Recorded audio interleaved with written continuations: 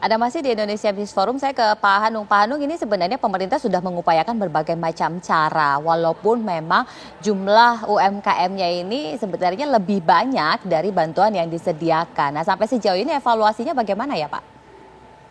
Baik, terima kasih. Jadi kalau kami kemarin ada beberapa program. Jadi fokus yang tahun lalu itu terbesar adalah bantuan program itu kepada usaha yang mikro.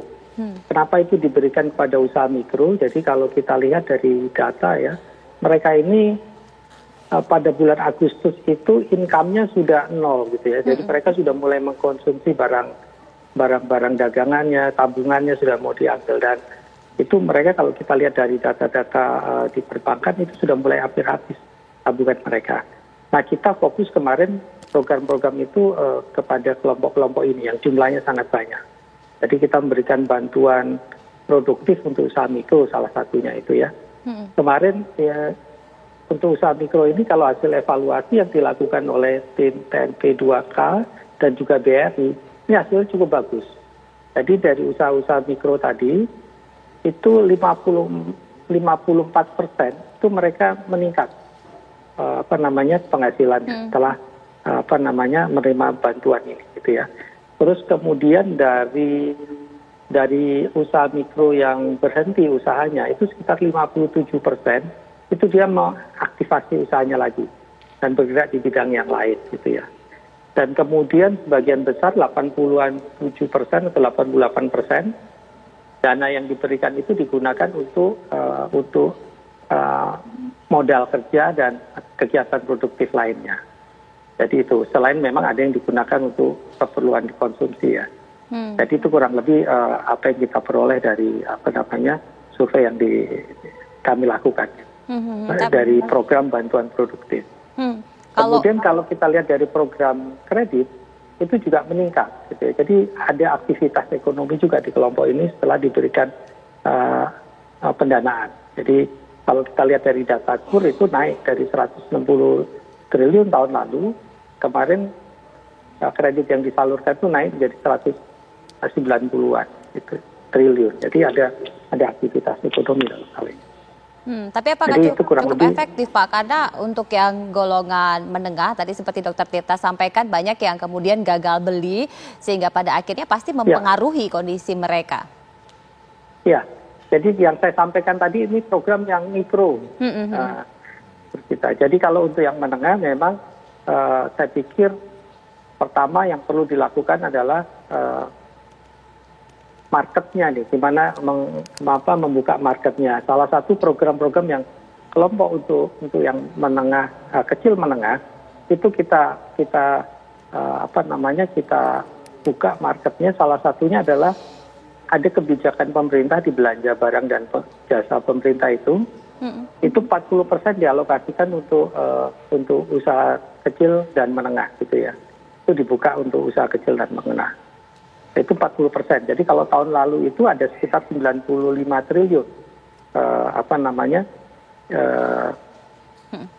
kontrak dari pemerintah yang diterima oleh usaha mikro kecil. Nah, untuk tahun ini diharapkan dari sekitar 460-an triliun gitu, yang dibuka untuk bisa diakses oleh usaha mikro kecil dan menengah.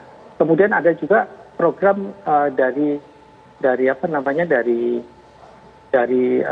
BUMN.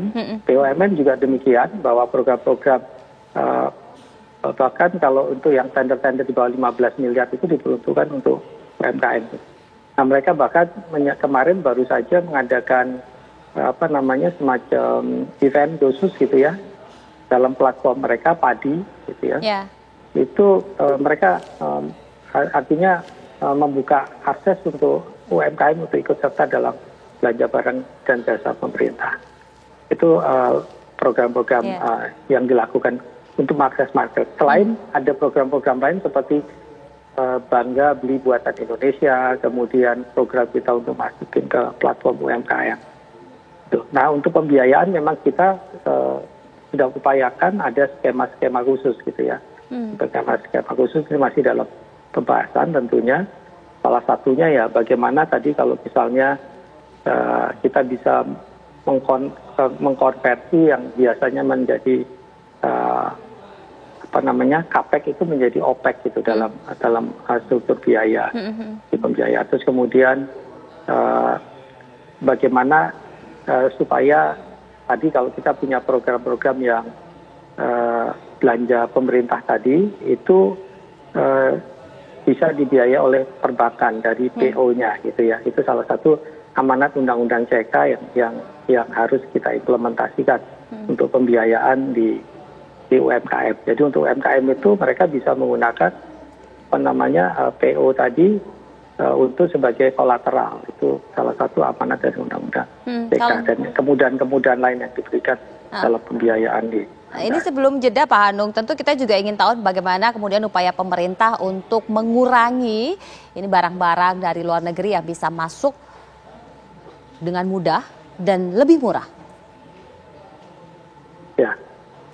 Jadi yang pertama kita memang negara yang masih terbuka tentunya ya. Kita kemarin sudah menerapkan kebijakan sebenarnya untuk pembebasan pajak barang yang dibebaskan pajak itu kita turunkan. Tahun 2019 itu ada kebijakan dari pemerintah yang tadinya batasnya $75 itu diturunkan menjadi $3. Nah barang-barang yang dinilai segitu tuh dikenakan pajak sekitar 17%. Gitu ya, itu salah satu kebijakan yang dulu dilakukan. Nah kalau tentunya ini tadi yang dikeluhkan terkait dengan praktek-praktek yang perdagangan yang dianggap kurang sehat ya dari ini. Nah itu sebenarnya kita sudah coba komunikasi sebenarnya dengan dengan KPPU gitu ya, kita mencoba cari solusi mengenai hal ini. Baik, nah kita nanti akan tanya ke Bang Faisal seperti apa catatan KOR dan upaya-upaya apa yang kira-kira bisa dilakukan sebagai masukan kepada pemerintah agar UMKM ini bisa terselamatkan, termasuk yang dibutuhkan dari catatan teman-teman Dr. Tirta dan juga Bang Sarma. Sesaat lagi tetaplah bersama kami.